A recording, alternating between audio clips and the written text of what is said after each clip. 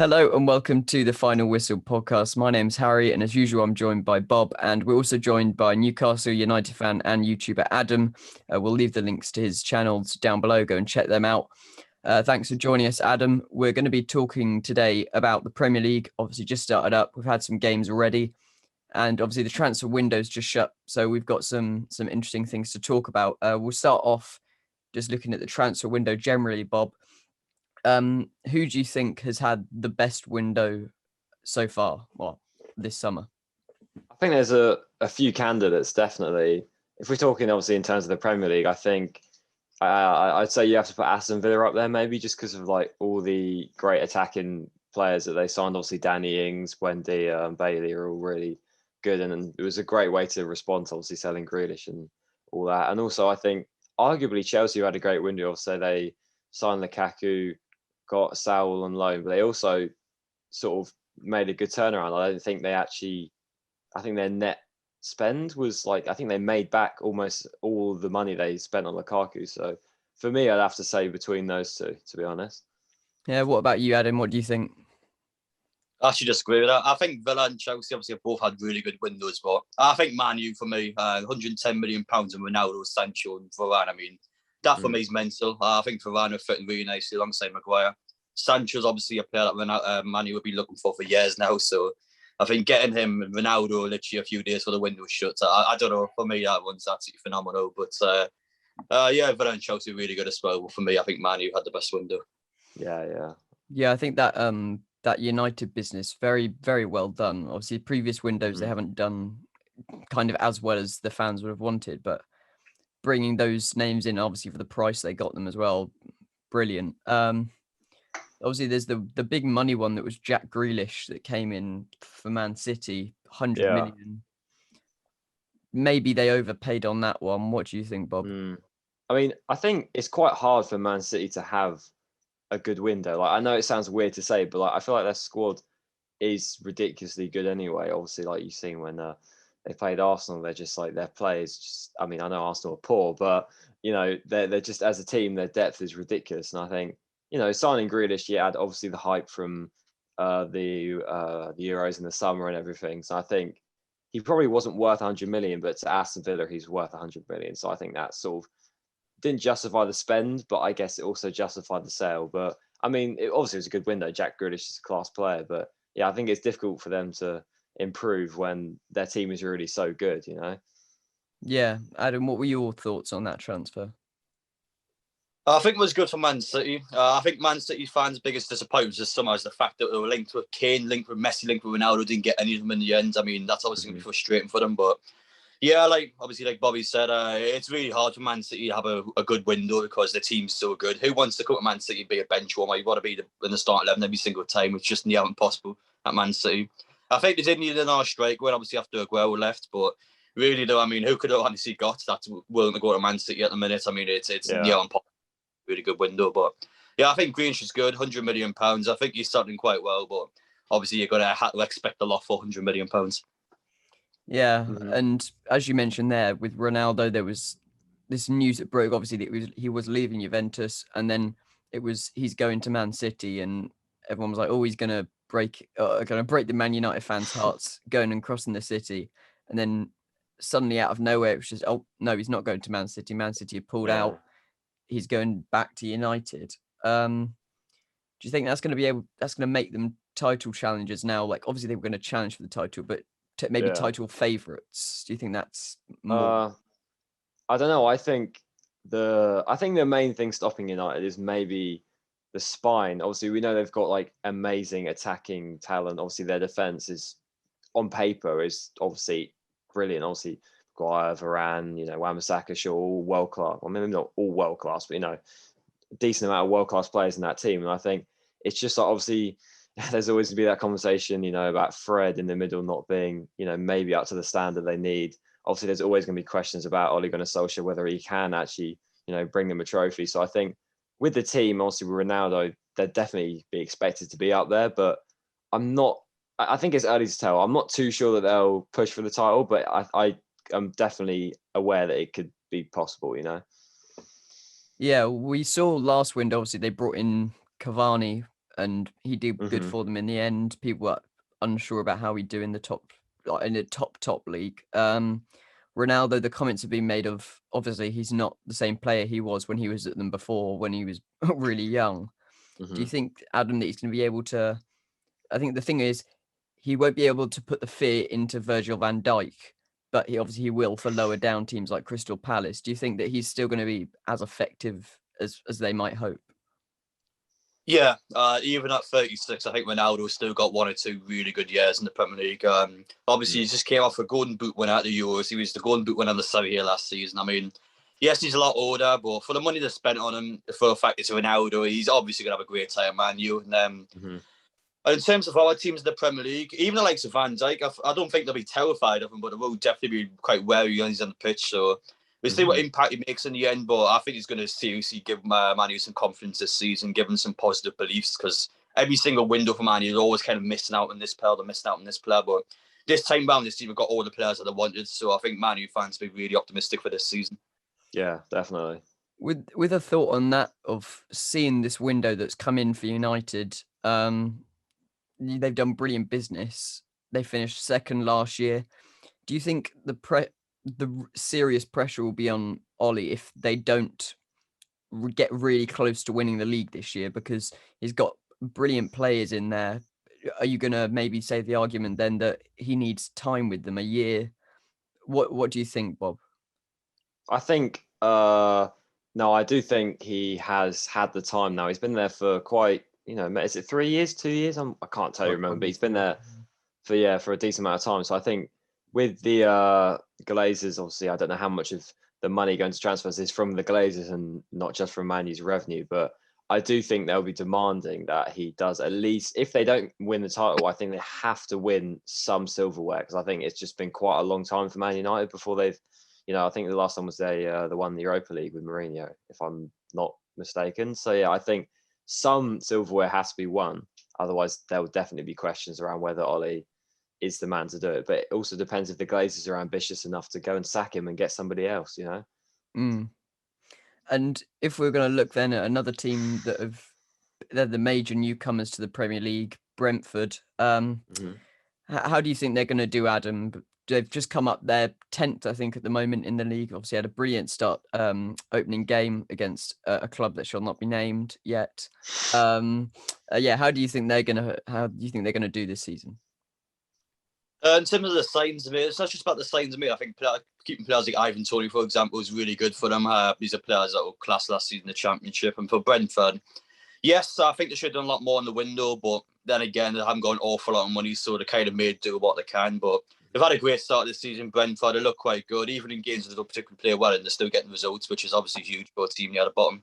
I think for Brentford, I've actually put them down in 17th. I don't think they'll have a good season at all, but for me, though, at the minute, they look like a team that's probably going to finish around about 13th, 14th. I think they'll comfortably stay up, and it'll just be a nice sort of first season for them. Hopefully for the next season, it'll be one for the push on. But in terms of I mean, they made a couple of okay ones, but it's nothing really special. Yeah, and Bob, do you think it's Brentford have to be very careful, and they have to look at what happened with Sheffield United about having a good first season, but then being wary that once you've been there for a year, people figure you out? I think they're going to have the fairy tale year this year, like everyone. A lot of people were quite wary and were like thinking they were going to go straight down and have a bad season. I personally did think they were going to do well, because obviously I was running, obviously Matthew, our friend, is a Brentford fan, so I was running a little bit on the hype train and just like hoping they were going to do well. But yeah, I do think, with a new stadium, obviously the manager's quite vocal, energetic. A lot of people he's a very likable person.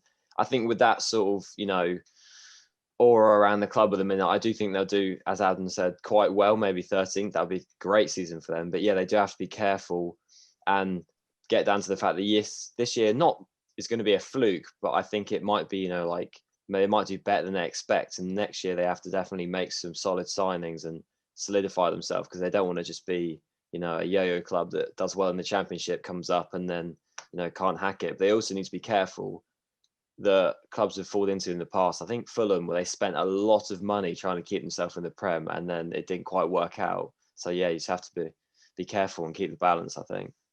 Yeah. A team that have done quite well, they've moved themselves from relegation candidates each year to now they're pushing up for Europe. West Ham, they've done very well under David Moyes. How do you think they'll do this season, Adam? Obviously, they beat Leicester. That was a brilliant game. Do you think they can maybe topple some more of the top four? It depends on West Ham, really. They've had a really good start. The team on paper is really good, but the lack of depth. Once a player like Antonio is going to get injured, trust me, there's a lot of injury-prone players in that squad. They're going to struggle. The Europa League football this season, they've got to play extra games, and it's going to take its toll on the players within the next couple of months. And yes, they made some good sides, like Kurt Zuma coming in. He's going to be a great player for the squad, but really, though, you look at a team like Everton, they didn't make particularly good signs, but they bought a lot of players for squad depth. I think West Ham should have done a similar thing. For me, at the minute, it's going to be great for them. But once the injuries come in, I think they're going to struggle quite a bit. I think they'll be about a mid-table team this season. I think West Ham's biggest problem, like I said, is literally the squad depth. Once some of the players get injured, it's going to seriously affect the team. Yeah, Bob, what do you think? Yeah, I totally agree with Adam. I think they definitely had to do a bit more in the summer because obviously it was a shame that they didn't keep Jesse Lingard. I think that would have been good for his career. And obviously now he's just sort of, sitting around at Man United on the bench. I don't know why he wanted to do that, but I mean, I guess maybe he feels it's more his club. I'm not too sure, but yeah, I do think they've made a mistake not signing more players. I think they brought in an attacking midfielder in Vlasic on deadline day, I think, and this guy called Alex Kral or something from some Czech Republic team. I can't remember, but I think it's just not quite enough because obviously, as you said, they've now got European football, and with Antonio, we know is quite injury prone. So yeah, it could. I mean, they could get lucky. It could go well for them, or as you said, it could go horribly wrong. You never know, West Ham, to be honest. Yeah, I think the job Moyes has done with them so far has been really good. I think they definitely need to back it up though this season with another strong finish in the top 10. Obviously, they have a bit more pressure than maybe they did last season, and as you guys have said, the Europa League football. I'm sure the West Ham will probably be doing everything they can to keep Antonio fit because, like we've seen in the game so far this season, he's ridiculous for them. He's very good, but yeah, injury prone. Another striker, obviously, Romelu Lukaku returned to the Premier League this summer to Chelsea. What do you think of this Chelsea team, Bob? They're very, very good when it comes to squad depth. Yeah, that's what I was about to say. Like when we played them and they beat us 2-0, the team they put out and then the subs they bring on is just like ridiculous. Like, I didn't even realize it, but over time their team has just got insane. Like the amount of players they have, like they're bringing on they got like Kovacic and Mount in the middle, and they bring on Conte. They've got Ziyech, they've got Pulisic, they've got Saul now. He's a great player from Atletico Madrid. It's like I think the fact that their team is so big and they have not quite the depth of Man City, but they're definitely getting towards that point. And I do think, if they carry on in this way, they're going to be a massive team for the future, especially because a lot of their players are very good and very young as well. And Thomas Tuchel has done a brilliant job with them. I mean, he took over and then won the Champions League, which I don't think anyone would have seen them winning the Champions League under Frank Lampard. Adam, what do you make of the job he's done so far and where the club can really look at this season? I mean, he's been incredible so far. I thought it would take him time to settle in. Like, when he came halfway into the season, I expected to see the season out, then go for it this year. But now he's went out and won the Champions League with him. So, I mean, it's been incredible to see. Lucky for PSG in the year prior. But, yeah, he's done a really good job. I think Chelsea's biggest problem was obviously needing the striker, which they got Lukaku now. So, yeah, I expect them to try and win the Champions League again, go for the Premier League and try and win everything, really. But, yeah, I think they'll probably win. I think they'll win more of the Cups this season. I think they do well in the Champions League, but I actually don't think they're going to win the Premier League. I think in terms of Chelsea, though, the squad depth's incredible. The bench is just a joke. I think up there with Man City in terms of squad depth, but they still got to get on this season. Obviously, they've got high expectations now. They're expecting to try and win multiple trophies this year, but yeah, we'll see how things go for Tuchel, but he's been incredible so far. Yeah, I think it's going to be worrying. Obviously, everyone thought Chelsea were brilliant before they brought Lukaku in, and now Lukaku's just gonna rip. I would be surprised if Lukaku doesn't rip the league to shreds with goals. It's possible. It's definitely possible. He had Van Dijk and Matip kind of managed to keep him quiet. I think that was also quite beneficial on the fact that they had a man down, so Chelsea weren't going for it as much as possible. With Liverpool, I don't know what it is. There was a few seasons ago when they won the league, they looked ridiculously good and they had all this hype about them. Yeah. I think it's just gone a bit. Obviously, we saw last season they had a drop off with injuries. Everything kind of caught up with them. They didn't really bring any players. Obviously, they brought Conte earlier in the window. Now Firmino's out for several months. What can you see this season looking like for Liverpool? Because personally, for me, I don't think they look as good as they were when they won that league. Yeah, I think the drop off has been sort of.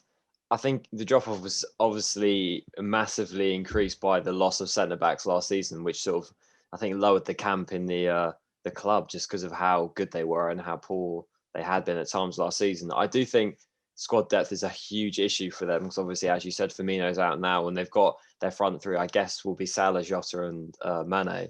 But I think their whole team is just.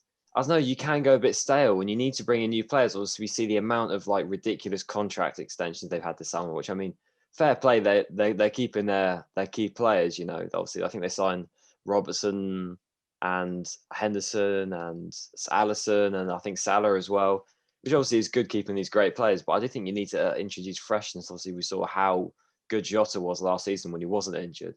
So yeah, I think they're obviously going to be up there because their starting 11 is just class, but. Yeah, definitely squad depth is a bit of an issue for them. Yeah, Adam, what do you make of Liverpool this season? Yeah, well, I agree with everything's been said, really. I think Liverpool need to make some signings. You've seen Salah go to Chelsea on deadline day. Like, why are Liverpool not trying to get him, though? Like, it's an obvious sign to try and get him. Like, they haven't even tried to really sign anyone this window. Yes, they got an arse centre half, which you needed, but they still needed a replacement for why now. They let him go to free at PSG and they haven't got anyone in. Like, it baffles me.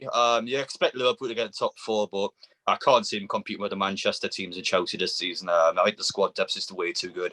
Yeah. And obviously, the other teams spend loads of money, but Liverpool just haven't done anything in this window. I think it's going to cost them. I don't think they'll have a good season at all. Well, top four, obviously, but not a good season for Liverpool fans. Yeah, obviously we've seen Klopp work miracles with them taking over and then developing this team and done really well. I think, as it said, it's just wearing off now. And I think, obviously, everyone knows how good they are. They've shown how good they can be. But the fact earlier in the season, early at the start of the season, they're scraping past Burnley with a few. Yeah. Burnley did really well against them, I think, even though they did lose. But when you look at the team that they were when they won the league, you weren't scraping wins past Burnley. You weren't, when they won the Champions League, they weren't scraping wins against teams that are going to be lower mid-table. So exactly. I think, as we've said, they need to bring in either in January or next summer. They really need to refresh, because if they rely on Salah and Mane, and obviously they've got Jota now, for too long, I think it's going to go wrong for them. They need to. I think maybe that's what they tried to do with Minamino, bring him in. Maybe thought that he would be the talent. Do you reckon maybe they'll look to focus on younger players this season? Maybe get Curtis Jones, Harvey Elliott. I know Minamino's not like a homegrown player, but he's a younger player, isn't he? Do you reckon they'll maybe try and push that, as sort of Arsenal have been doing with like giving their younger players quite a lot of responsibility? But I think it would probably work out better for Liverpool because obviously the younger players have good senior players to take examples off of, unlike a certain Arsenal club. Yeah, Adam, what do you think about that? Do you think that will be their focus, maybe? Yeah, definitely. You already see a player like Harvey Elliott get a lot more game time. You expect them to try new players out because some of these are going to be playing for them in the future. So, yeah, for them, it's more of a season just seeing who works, who doesn't work, and then next summer you expect them to put some money in. But yeah, it's kind of all Klopp can do at the minute because he's stuck with it pretty much the exact same had last season. So, yeah, I feel from quite a bit because FSG again was just horrible. But in terms of Liverpool, though, players like Minamino, Harvey, I expect to be good, but I don't know. You reckon to be top four players? We'll see. But a lot of pressure on those. But hopefully, they expect them to do well. I obviously, like, fans rate their own youth players. Personally, like, when it comes to Harvey Elliott, obviously he's good, and we just need to wait for him to show it properly. Obviously, he did really well in the Championship last year at Blackburn. But it's Curtis Jones I'm not sold on. No, same. I haven't really seen enough. I mean, I wouldn't say I'm not going to write him off because I haven't really watched him that much. But when I see people saying that he's like better than certain youngsters like Mount, who I've seen do so much more than him, it's like I think he just definitely needs at least a season of solid game time to show people that what he actually is about. You know. Yeah, definitely. Anyway, we'll move on to your sacred club, Bob, Arsenal. Okay. Very poor start to the season. Yeah. Big spenders, 130 odd million pounds, biggest spending in the Premier League. More than I think it United, was. who Yeah, I brought. think we were biggest spenders in the whole world. I don't think anyone else went more than us. Yeah, I think. what did you make of your transfers? We'll start there. Uh, Transfers. I think none of them were exciting, but I think they were sensible. We've signed 6 players. None of them are older than 23, which I think, in hindsight, is definitely a good thing because obviously we fell into the trap of buying old players. Obviously, Willian is a massive example of that. It's just gone horribly wrong. But yeah, I think Arsenal are a few, maybe like it's given me a few days to sort of reflect on what's happened. I was quite Arteta out. Like I don't want to say Arteta out and be like Arsenal fan TV, but I was questioning him. But I'm just thinking I'm going to give him the international break, and I think when we come back, if we have a fully fit team with everyone in the team, I think our starting lineup is unrecognisable compared to like what we were playing in the first 3 games. Obviously, we've had Gabriel out. We haven't got the new right back. Thomas Partey's been injured. Obviously, Aubameyang and Lacazette have both been out for a long time, first 3 games or whatever. So I think obviously we're probably going to beat Norwich. I say we might scrape Burnley, and then I think we'll lose to Spurs. And I think then is when you'll start to see this sort of season unraveling. But yeah, it's honestly really hard to tell whether we're going to kick on and have a decent season or it's just going to get worse. Like I honestly couldn't tell you. So as you mentioned there with Arteta, Adam, what do you think about his job? Do you think that Arsenal need to keep him and keep this development of the squad that they seem to be going with, or do you think they need to replace him? It's hard to tell really because no matter who's in charge at Arsenal at the minute, I think whoever's there is going to be screwed. I feel for Arteta a little bit because Stan Kroenke is just awful. It really, what could he do? Like you see a manager, Yeah. you did have a good time at Arsenal, but then he just goes to Villarreal, wins the Europa League with him. Like I mean, it doesn't Yeah. matter what. It's an impossible job at Arsenal. I think we've had the worst window in the Premier League. I'll be honest. I think the centre half signs are good.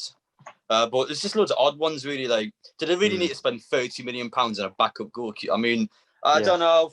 £160 million is spent, most in the world. Obviously, as Bobby said, I don't think they've invested well. Admittedly, there's not too many players that probably would come to Arsenal at the minute, but still, though, I think they should have done better than what they really have. I think Arsenal some real ability in the team in some areas. I think they've needed some fullback. I mean, Turney's good, but I think they need a right-side fullback. I think our positions really. I don't know. I think Arsenal are going to have the worst ever season in the Premier League. I'll be honest. I'm quite worried for them. It could go that wrong, honestly. I think one of the things that people have been saying with Arteta is that if you're going to get rid of him, as you said, it's an impossible job.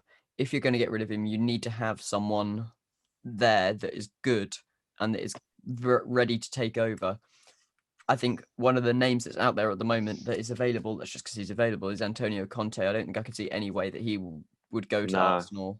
I think he's a manager that needs, like, I think he demands a lot of ambition, and if he's given second best and he's not given the funding, he won't come. And obviously, we know that's not really Kroenke's style, unfortunately. So I can't see that one happening.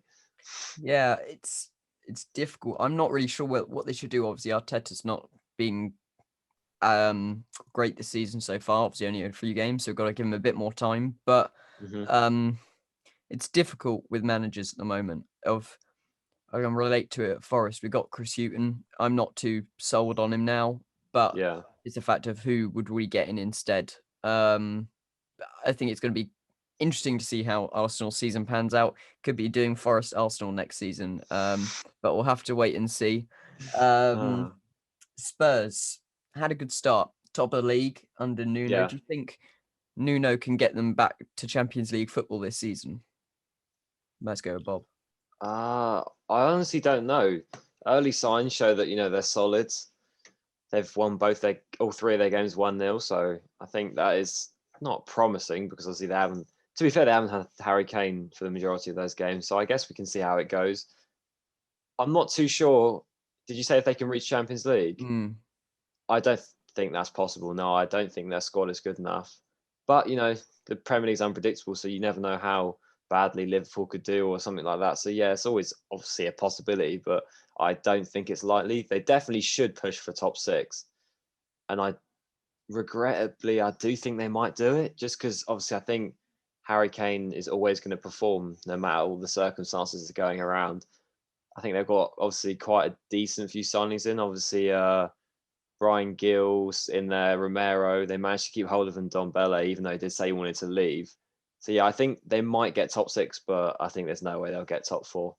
Yeah, and I was talking to Adam before the recording started, and we said obviously Spurs were in this position last season, top of the league after the first few games, and then it all kind of toppled off. Yeah. And as you mentioned there, Kane, it will be a key part of their performance. And do you think that with Kane, the whole transfer, do you think he has been at fault with the transfers? Obviously, his brother was the agent, and at the time until he got rid of him, and he didn't leave. Or do you think it was Levy that was the key part of it? Yeah, definitely. Go. Sorry. But I think with Kane, you did want to leave the club. Obviously, you want to go somewhere with trophies. If you're not going to sell him this season, when's he going to leave Tottenham? He's at that age now where he kind of needs to go if he wants to leave there. But because I think in a year's time, he's getting a lot older. He is injury prone at times, and I think with our clubs willing to spend £100+ million on him, there's just better options out there. I think Kane is honestly going to be stuck at Tottenham for quite a few more years. And the problem with Tottenham is just obviously the bottle jobs, you can argue, really. They've never really had a chance to win the trophies, always seem to have fallen off the last hurdle. But I think with this season, though, Tottenham, they've had a great start. I think with Liverpool, they could potentially get top 4. I think it'll be between Tottenham and Liverpool, to be honest. I think Tottenham will finish 5th at the minimum. I've liked the signs they made. Yes, I haven't really got Premier League experience, but it helps bolster the squad, and I think they look quite good. I think keeping Kane massive. Obviously, more scores, more assists last season in the Premier League. I mean, he is obviously going to be a key player for them. But I think the squad's still good. I think Nuno's had a great start for them. But I expect them to finish around about 5th. Fair enough. Yeah, so that's reasonable, yeah. Yeah, I think it's going to be interesting. Obviously, no one thought Nuno was going to be the first replacement, like the name to be replacing Mourinho there. I think they really wanted Conte, but that didn't work. I think it'll be interesting to see how he does, to be fair. He did a good job at Wolves, but whether he can do that successively again, we'll have to wait and see. We'll go to Adam, your team, Newcastle, now 1 point from the first 3 games. What are you making of your season ahead? Well, I'll start with the transfer window. Obviously, I said before, Bobby, that Arsenal's had the worst one. I think Newcastle's had the second worst one. I think it'll be that. We've brought one player in who we had last season alone. I actually think the squad is worse than what it was last season because we've got rid of quite a few players. I mean, it's shocking. It really is shocking. How am I supposed to be excited for the new season? We've done absolutely nothing in the window. I mean, it's already proven to be a problem because Callum Wilson and Sim Maxwell are both injury-prone players. Wilson's already out for months, so there we are.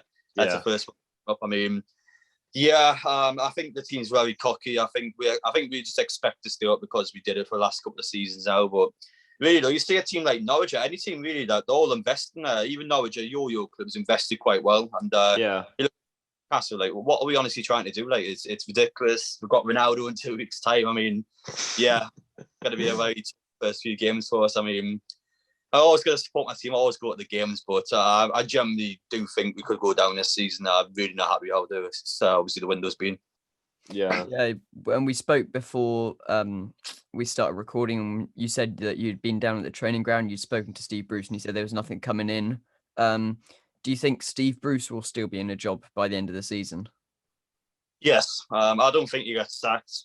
And in terms of Steve Bruce, a lot of people say, why don't you leave? Well, why would he leave? I mean, he's getting paid millions of pounds for essentially just doing nothing, really. He's just working with the team he has. And there's no reason the second Mike Ashley will not sack him at all. It's too much money. He doesn't want to spend it. And I mean, listen, as long as we get 17 plus, he doesn't care. He really does not care where we finish. And that's unfortunately the biggest problem at Newcastle, which everyone knows. I mean, it's not really a secret. But yeah, I think Steve Bruce has honestly got the safest job in the Premier League. There's no way he can get sacked. I really can't see him get sacked.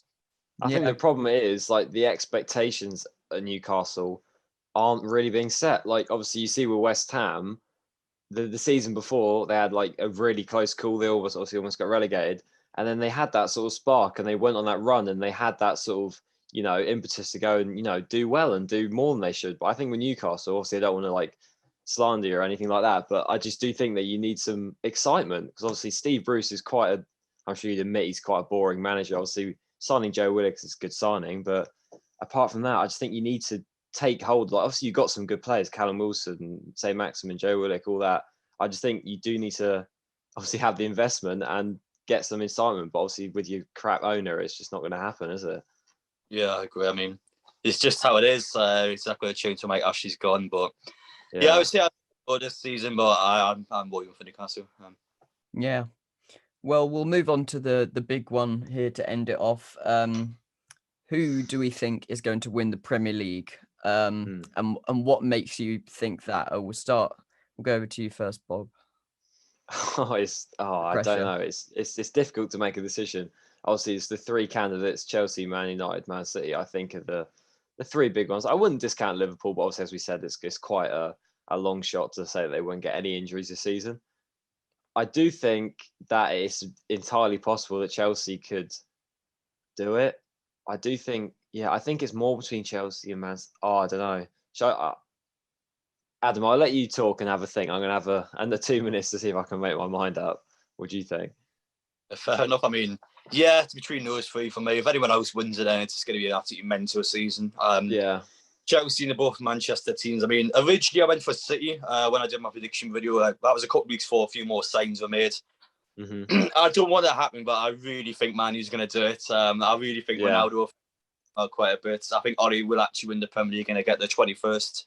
I think with Man U, I don't know, the squad's really good. I think admittedly the DM sort of area they did improve there, but I think Bruno, Pogba, I mean, Ronaldo, we've got one of the best attacks in the world for me. The squad depth, the attack's just an absolute joke. I mean, players like Greenwood are going to be incredible this season, and even if they don't win the league, I think it'll be very close between first and second. I think they will be within the first and second area. So I'm going to go with Man U. I'm going to stick with it, and we see how things go for them. Obviously, I don't want them to do it, but I think they will do it. I think they will, and so will.